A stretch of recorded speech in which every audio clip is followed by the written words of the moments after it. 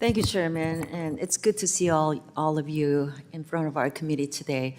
I'd like to ask my first question to Commissioner Peirce and Ueda. How does the SEC currently account for the overlap between new and existing rules? Do you ask the commenters to consider this overlap, and is it considered in the cost-benefit analysis for every new rule that you have proposed? Or do new rule proposals receive cost-benefit analysis as if they exist in isolation from other proposed rules?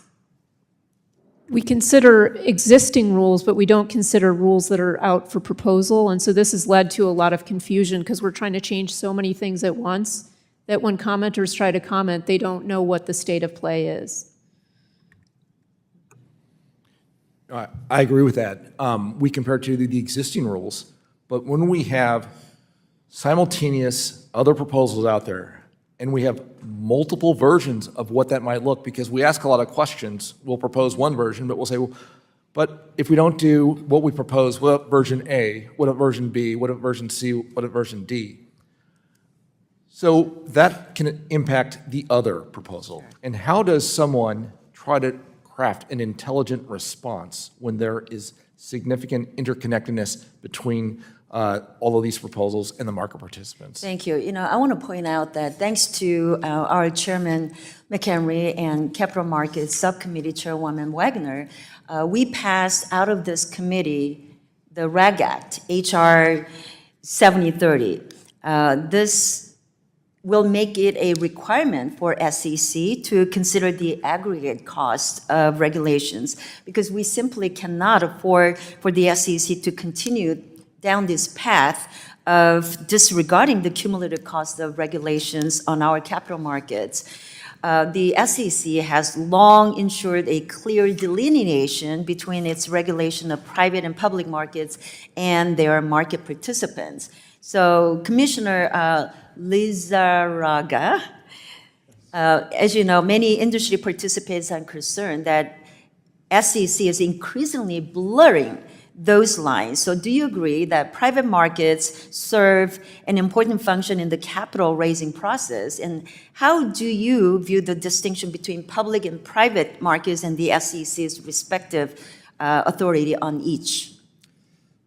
Thank you, Congresswoman, for that question. I think there's an important balance in our markets between private and public that has to be achieved so that we don't tilt too much towards the private markets in the sense that investors have access to more information when they invest in the public markets, just because our disclosure system is much more robust in our public markets. So, but it's a question of balance. How would you address the concerns that SEC is expanding its authority to regulate private companies?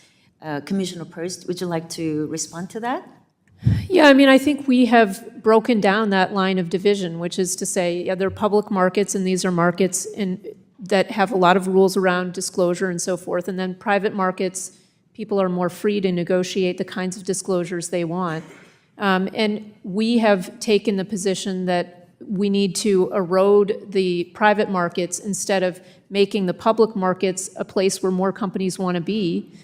We've taken the position we'll make it as burdensome to be in the raise capital in the private markets. I mean, but we're moving it so that it's more burdensome to raise capital in the private markets, and that's not the answer. The answer is to think about what we've done wrong in the public markets. Sure. You know, Commissioner Ueda, I've had the pleasure of knowing you for many, many years, even some decades, right? We share many in common. We are both from California. We also understand firsthand how hard it is for small businesses, especially from the immigrant communities, to raise capital and succeed. And as you know, one of the SEC's three-part mission is to facilitate capital formation. So can you point to any specific proposals during Chairman Gensler's tenure designed to promote capital formation? Unfortunately, we have not had any capital formation rule proposals on the regulatory agenda during that period. Does the SEC's approach to its capital formation mandate under Chairman Gensler differ from prior commissions, and how so? Maybe Commissioner Peirce can address that briefly? Gentle lady's time's expired.